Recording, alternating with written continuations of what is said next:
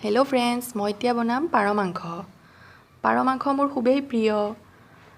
আপোনালোকে ভিডিঅ'টো শেষলৈকে চাব।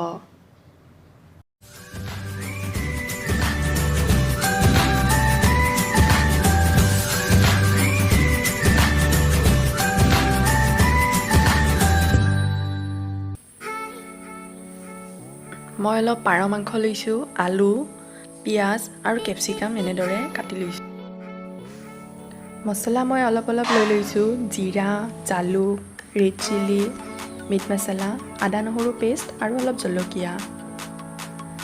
আনফালে কেৰাহী এখনত মই তেল গৰম হ'ব দিছিলোঁ, তাত অলপ গোটা জিৰা দি লৈছোঁ, অলপ পাঁচফোৰণ দিছোঁ।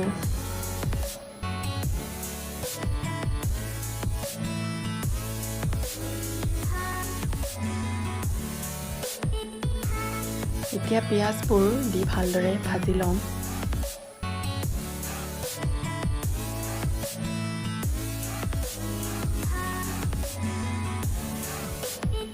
অলপ ৰঙচুৱা হোৱালৈকে মই ভাজি ল'লোঁ। এতিয়া মই জলকীয়াবোৰ দি দিছোঁ, আদা নহৰু পেষ্টখিনিও দি লৈছোঁ আৰু অলপ সময় লৰাই লৈছোঁ।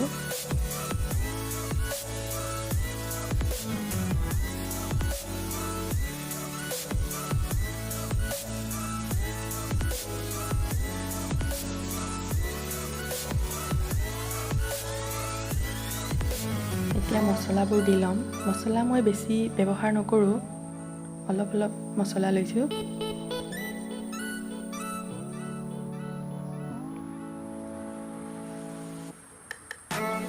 এনেদৰে ভাজি ল'ম এতিয়া।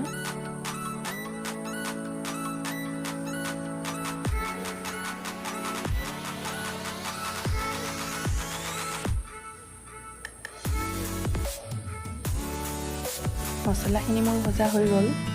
ইয়াত কেপচিকাম দি ল'ম, আলুবোৰো দি লৈছোঁ। এনেদৰে অলপ সময় লৰাই ল'ম।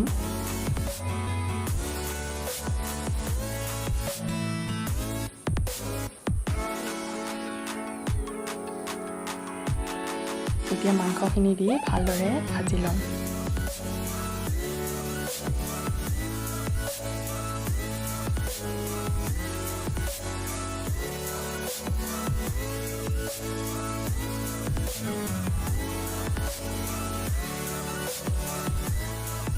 নিমখ, হালধি দি ল'ম। অলপ আগতেও দিব পাৰে। এতিয়া ভালদৰে লৰাই এনেদৰে ভাজি ল'ম।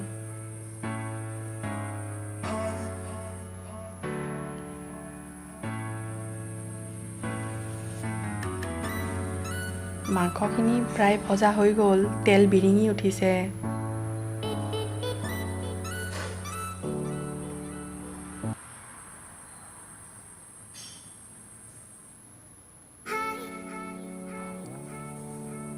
এতিয়া মই ইয়াতে অলপ পানী দি ল'ম।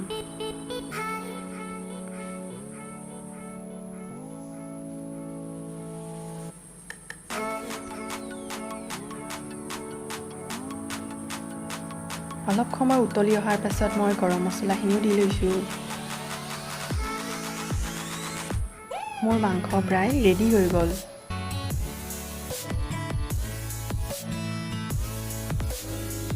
মাংসখিনি হৈ গ'ল মোৰ।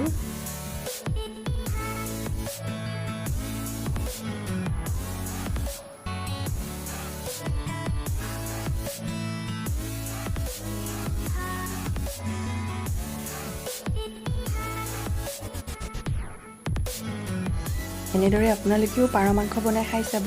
মই গৰমে ভাতৰ লগত এতিয়া পৰিৱেশন কৰিছোঁ।